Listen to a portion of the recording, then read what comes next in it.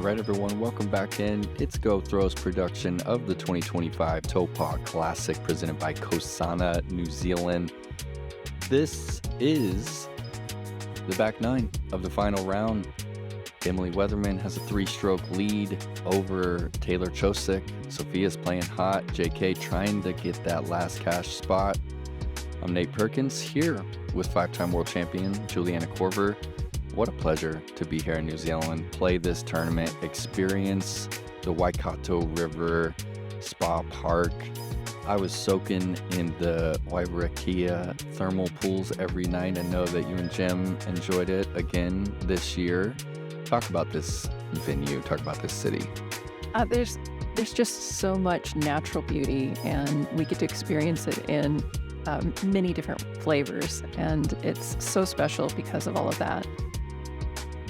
This is hole number 10. It's a par 3, 394 feet. Plays downhill, so it plays much shorter than the 394. There is a mandatory on the left. There's an OB line on the right, and long. Sofia juiced this yesterday. Nearly found OB deep. See if she can recreate that line. Oh. That is either out of the hand. Likely going to fly the mandatory.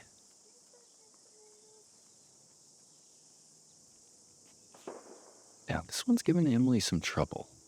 She keeps hitting that limb right off the tee. Oh, and today just flies under it, but still going to turn it over and still finds the out of bounds.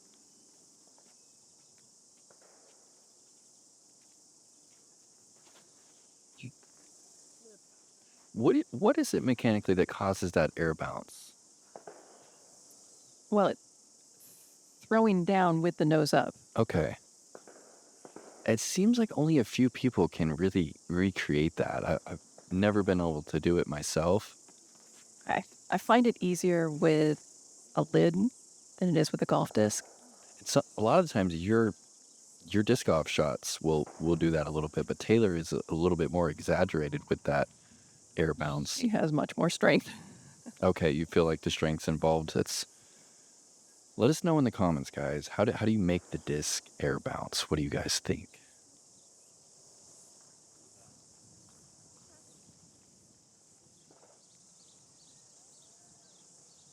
This is not a hole you want to go OB early on. It's a difficult approach. Hard to really get close to it. Yeah, and fast green. Don't know exactly how much ground play you're going to get. Mm-hmm. Sofia advancing to the drop zone after missing that mandatory.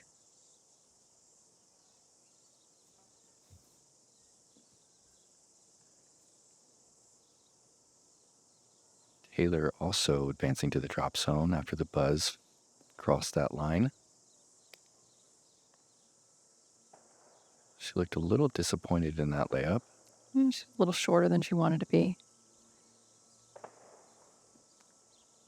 Yeah, tailwind dropping yours as well.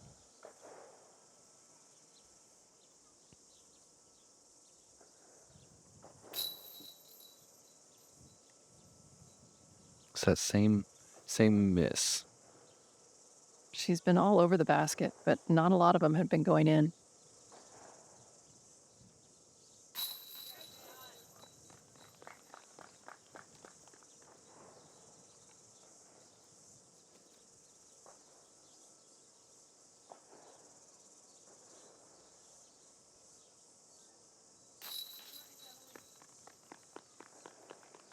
Hole 10 not being friendly.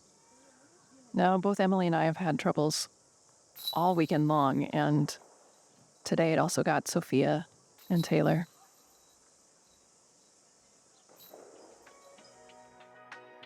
Moving on to hole number 11, the shortest hole on the course. It's par 3, 190 feet, but it is pretty significantly uphill.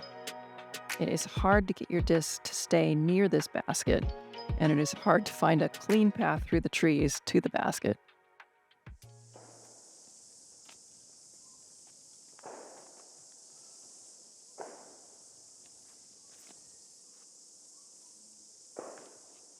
Really like the view looking back to see the players kind of last minute focus.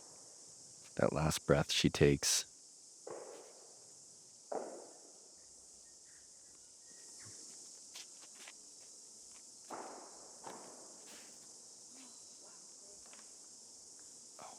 That might have found OB. Perhaps not. It's well off to the right, but I believe she did say safe. And Sofia's been throwing this destroyer really fast for the distance here. Perhaps just feels comfortable. And a lot of touch right there. Oh, okay. Destroyer into the bullseye is Right. just not on the bingo card.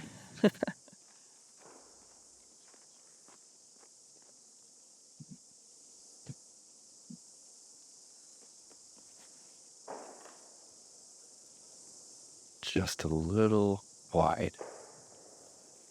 Got a pretty early tree, so. Wait a second, what is this? Occasionally. JK forehand. Well, and that's why you don't see him very often.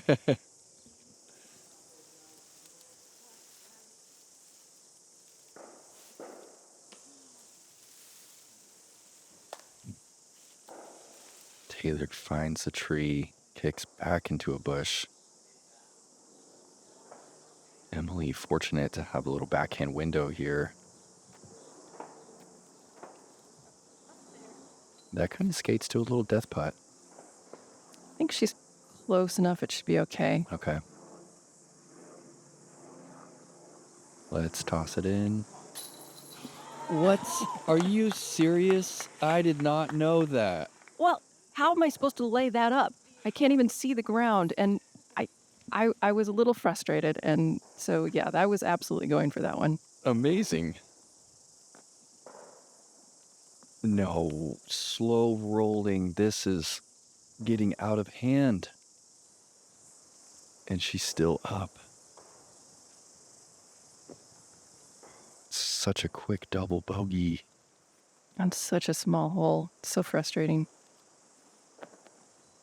She was farther back. Emily sees that and decides to take a stroke.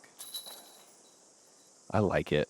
That's golfing. That's very smart play. It's almost like you're letting your opponent know, like, hey, I know that you're messing up. I see your score, and I'm going to choose to take one on you.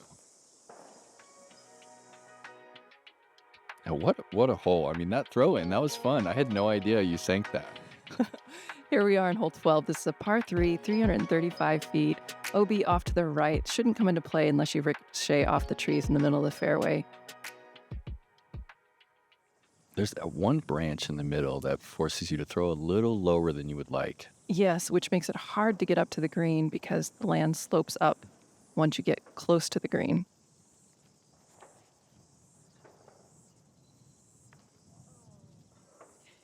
Sofia putting a touch on that one just a little early.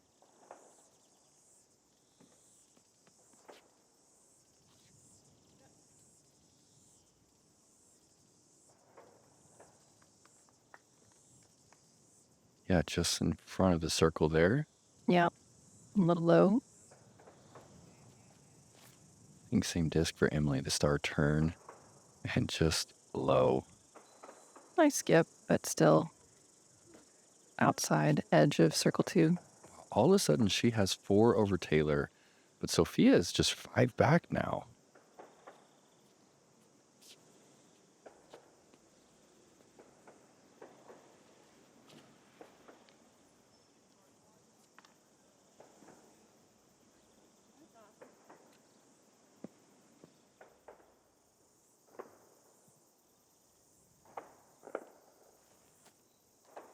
Did she kick?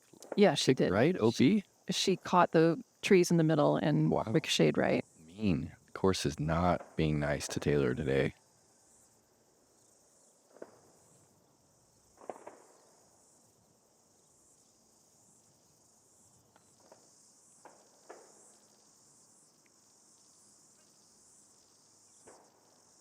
Safe spot to run from. Seems like a common miss right there when you're putting uphill, so just kind of fade in front. Kind of forced to get the nose up, which emphasizes that left fall.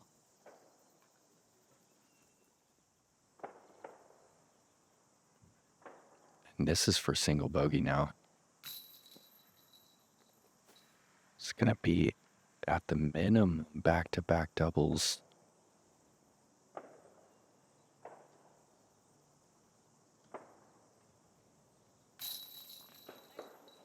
That time the left side does catch.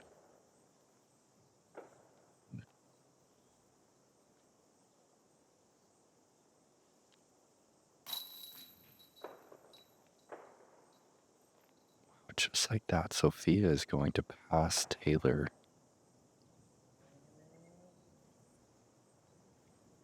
Is there any chatter happening? Is Taylor talking about anything? I know Emily's probably pretty quiet, but Emily's usually very quiet, as I usually take my cue from the rest of the card, and Taylor's talking to her caddy, Erin. okay. Hole 13, par 3, 279.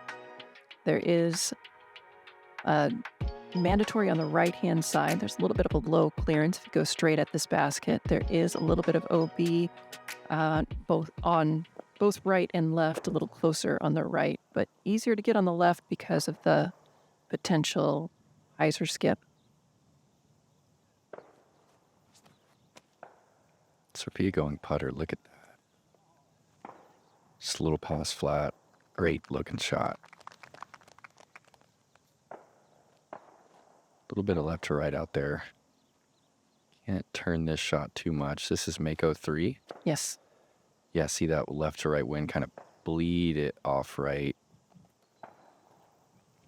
I did stay in bounds, but I was a lot closer than I wanted it to be to the out of bounds. So Emily throwing a similar disc. I think this is her J. Maybe a touch more stability than that Mako 3. Definitely. It was a very good line, just a little low.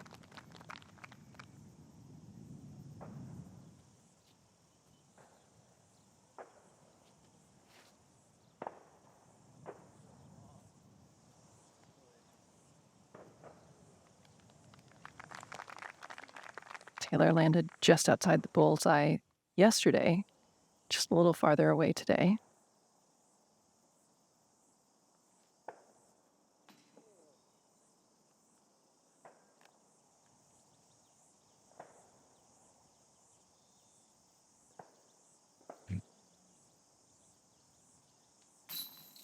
Yeah, good catch on that low left side.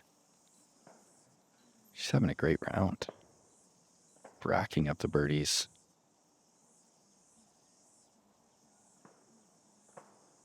And she's missed 4 putts that were right on the basket. Yeah, she could have birdied the whole front. Mm-hmm.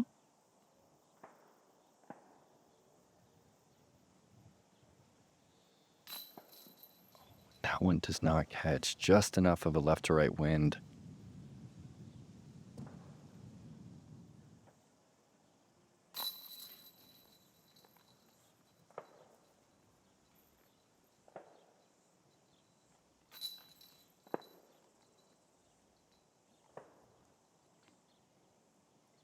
Right, just 5 holes remain. Emily has 4 over Sofia. Your membership dollars have a huge impact on the growth of the game of disc golf. The PDGA uses membership dollars to provide and aid disc golf as it spreads across the globe. From tools like the PDGA app and Tournament Manager, services like the TD Helpline, and grant programs that support the growth of disc golf globally. Your active membership also brings you access to select member benefits, including free and discounted access to the Disc Golf Network. So sign up today, and we'll see you out on the course. OTB is very specific on how they list the disc because they want you to like the disc. Virtually in your hand tells you what the disc is going to feel like, how heavy it's going to be. It's everything you want to know before it shows up to your house. Not just marketing. It's only the best.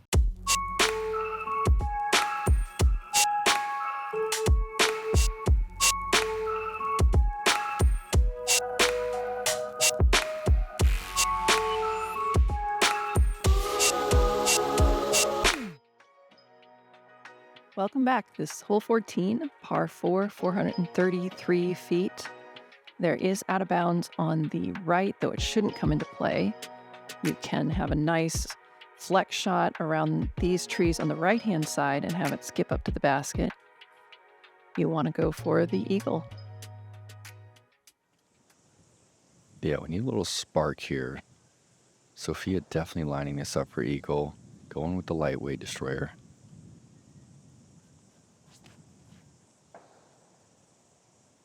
Trying to play the shot under the tree, and that just needed to be a little flatter, right? Yeah. Yep. She has the power to get there. Oh, the Nux from the 5-time. Did you have a good time playing with these girls? I love playing with these girls. And you're going to get to play with them a lot this trip, too. So how cool is that to kind of build that relationship? Yeah, it is. It is really a gift, another gift that the sport is giving. And I know that they all still look up to you in a big way.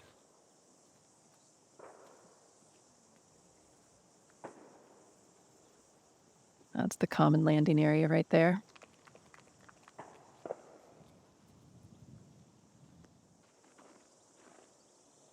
All right, Taylor, it's time. Venom on the outside, and she just tugs on it.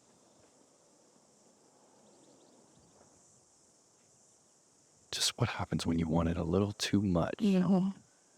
You bring a little too much intensity into the pad versus just, staying back and bracing and letting the disc fly.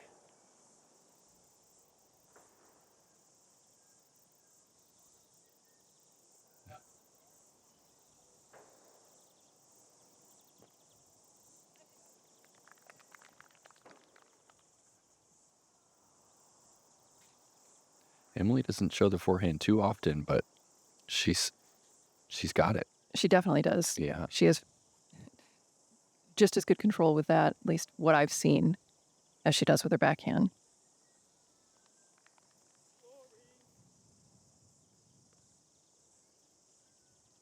Hey.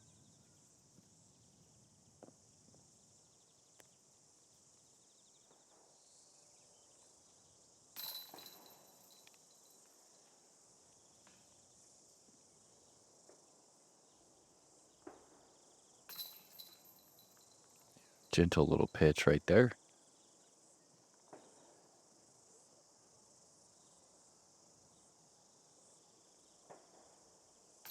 And does not have to putt. All right, this is going to be 4 with 4 to go. 4 pretty challenging holes to go with a lot of potential score separation. This is hole 15. It's a par 4, 528 feet. Your first shot just needs to stay out of the OB on the left and out of the woods on the right, and then it hopefully sets you up to maybe do a sidearm through this tunnel right here with the basket positioned iconically on this fallen tree. How much space do you think you have? 330, 350 to that OB line straight? Yeah, I think there's that much. Okay. I think this is Thunderbird. It's a little wide. If we can get just in front of the trees, that could be great. Might not be far enough to have that choice angle. She likes the really high sidearms, so she may be able to work something through there. And you make that correction off the early miss yesterday. And again, landing that turn flat. Really borderline impossible to throw a flippy disc like that and land it flat as often as you do. Emily throwing a dime. Yeah, that's a great shot. If you can land farther to the left, that opens up the angle a little bit more. It just seems to come natural for some people. It's hard to throw a frisbee flat. Well, even though Emily's only 19 years old, She's 19. I believe she's 19. She's been playing for at least 10 years. She's been on the course a long time, and it's just become a second nature, even though she's so young. There's that high forehand you talked about. Oh, and she feeds it through the gap. That's still maybe edge of C2, but great looking shot. Emily, a little Firebird forehand here. Going a little lower. Pretty conservative play.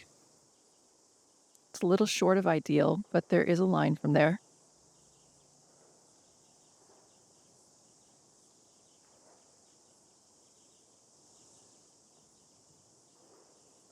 Yeah, it's hard to access the green, isn't it?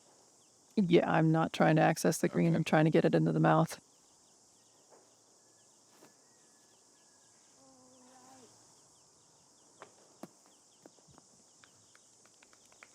Taylor punches into the circle.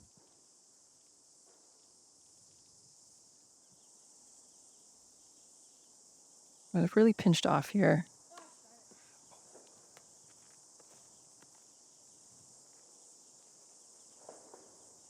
It's almost the same lie. Just gonna try and feed it. Finds the gap. Yeah, big shot.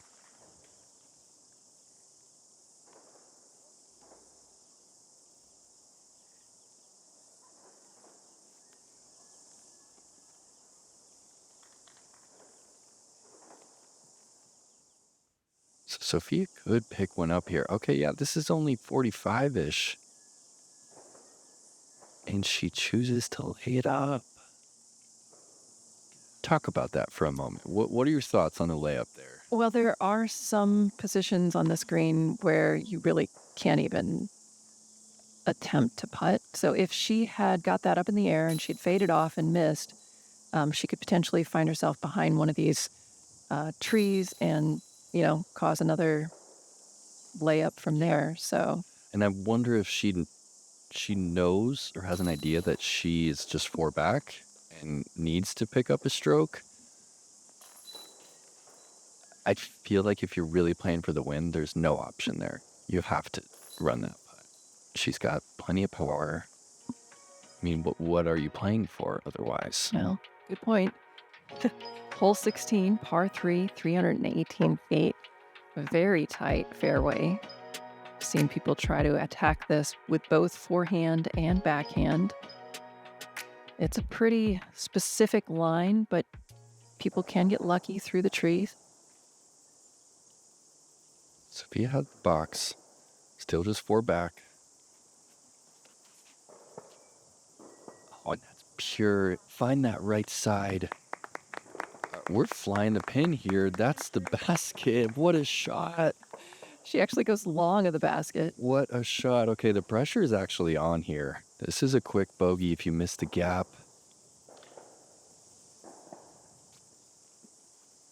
And she pulls it a little right. I don't know where the kick ended up. It was so low that I don't think it kicked very far. Okay, so the par might still be in play. I got a pretty big ricochet to the left. Shout out to the DCAM, Carrie, one of the locals here in Taupō. Congratulations on your new home that you and your wife just purchased.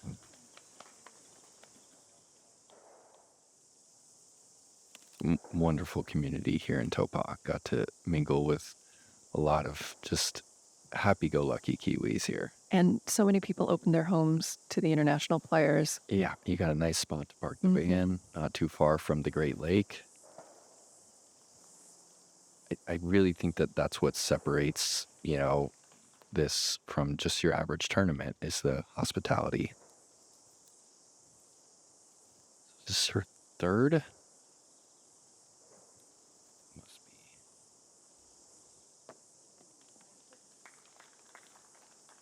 She stays calm.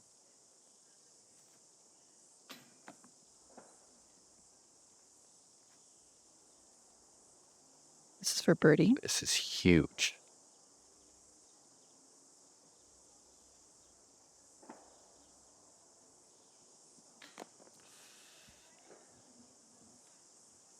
This is also for birdie.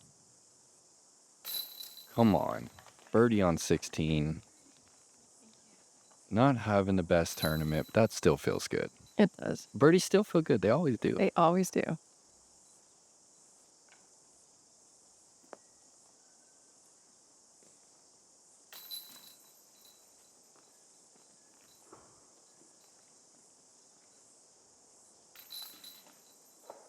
Yep, so that is a bogey. So Sofia going to pick up one stroke.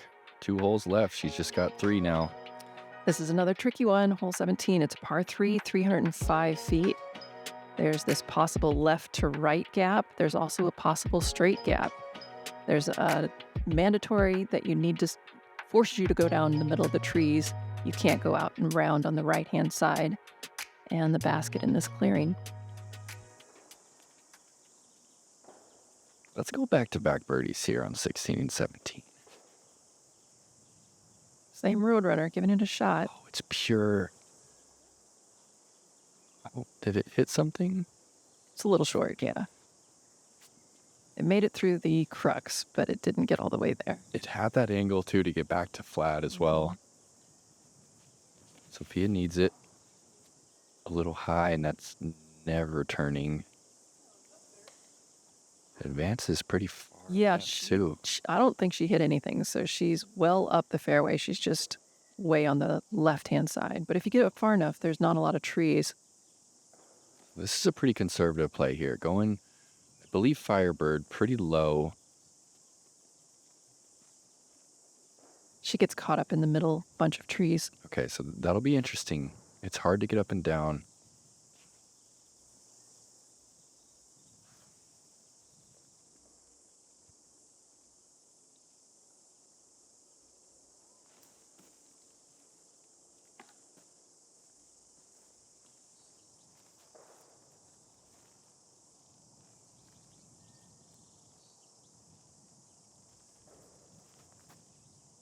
Missed that look, and what a shot from... Yeah, how's that for a forearm through those trees? Yeah, when it's that short, it's hard to get those online and have that touch. She's definitely displayed it a few times this tournament. Look at you, though. Occasionally they work out well. Do you roll your eyes at this point when someone has that reaction about the forehand? No, I mean, it's fair. I mean, nowadays, everybody, it pretty much has both spins. And Yeah. to be honest, 25 years ago, those who were forehand players almost always blew out their elbows. So I consciously did not work on a forearm because I wanted to be around the sport for a long time. Interesting. And now I feel like there's marginally less injuries on the forehand than there are like the big power backhands. Yes, it doesn't feel like it's as dangerous as it used to do. Yeah. And I'm just too tired to go out and work on it, to be honest now. Yeah, it's one of those things. I mean, James Conrad talks about it a bit. He's like, well, I'm just going to keep improving my backhand. Well, and I really think that the prettiest shot is a backhand turnover. There's no question that it's the penultimate shot for our game. And there's still players. I mean, Isaac Robinson is getting it done. 95% backhand. Ezra Robinson, one of the best in the world with only a backhand. I mean, the list goes on. Caleb Piska, Dave Felberg. Here we are on hole 18. It's a par 4, 531 feet. This is a tricky hole. There's a mandatory on the right-hand side off the tee. Well, it's like 270 feet down the fairway, but that's in your mind when you're teeing off.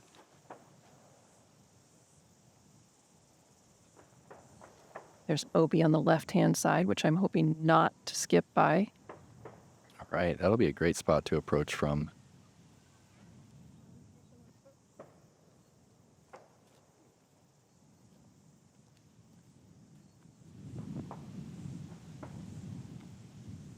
Three back, the best you can do is birdie right here.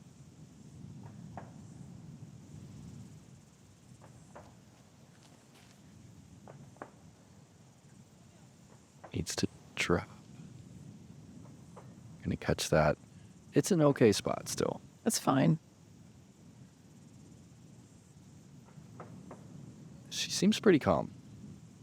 I'm not really feeling too many nerves flowing out of her right now. I've played quite a few rounds with her these last couple of weeks, and I haven't seen anything other than she seems calm. Yeah, some players, final shot with the lead, they're kind of like, pacing back and forth a little bit, trying to get that perfect grip.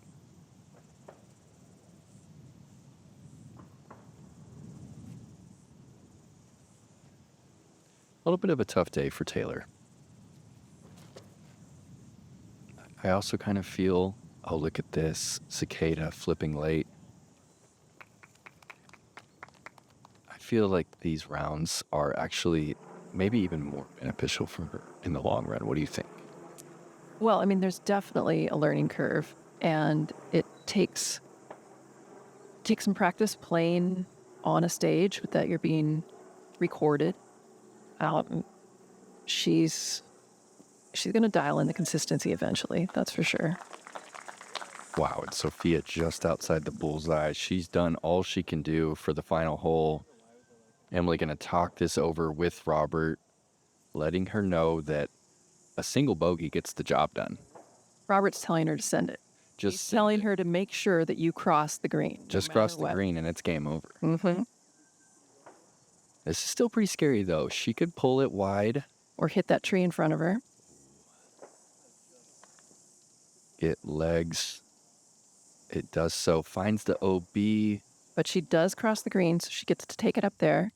And she's got enough breathing room that she doesn't even have to make this next putt. Yep, just lay it up for the single bogey. I pulled that one wide. I think I hit that stake to stay in. All right.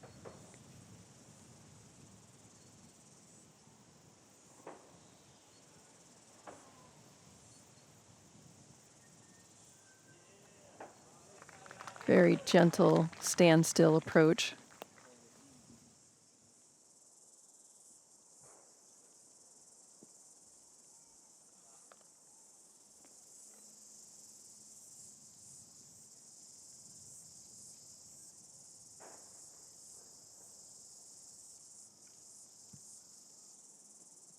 Right, laying up for the dub. Great golf from Emily a whole weekend.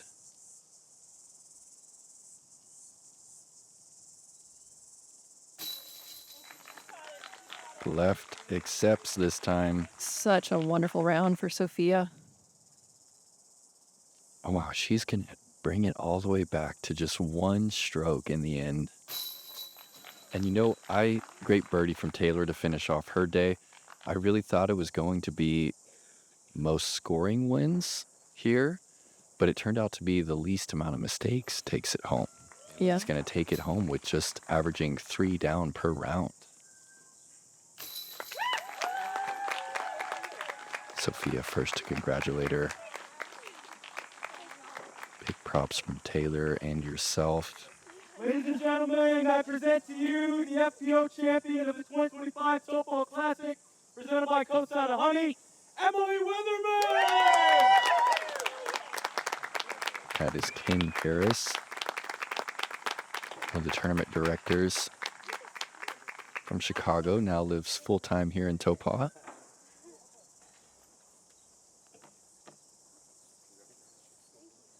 That's Henry Pearson, Tour Down Under founder. And Steve Lawson, another tournament director here for Taupō. That's the Waikato River. It really is that blue. And what a tournament. Congratulations to Emily for consistent play throughout the entire weekend. This is fun. This is some of the best parts of my trip is getting to commentate this Go Throw coverage with you, JK. I appreciate that. This has been a joy for me as well. And you're not going to defend this time. Taking 4th place, just it wasn't your week, really.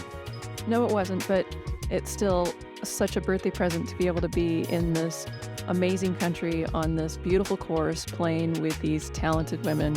Yeah, I can't believe it was your first birthday round. And then happy birthday to you, 54. You're an inspiration to many of us out there. And thanks for tuning in to Go Throw. Guys, go to gothrow.com. Check out their tour schedule. We're headed to the Hideaway. They're going to Persimmon Ridge, going up to Kayak Point. There are some amazing tournaments to be had. Some of the best coverage in the game from JK and Nate Perkins. We'll see you next week. We're going up to Auckland.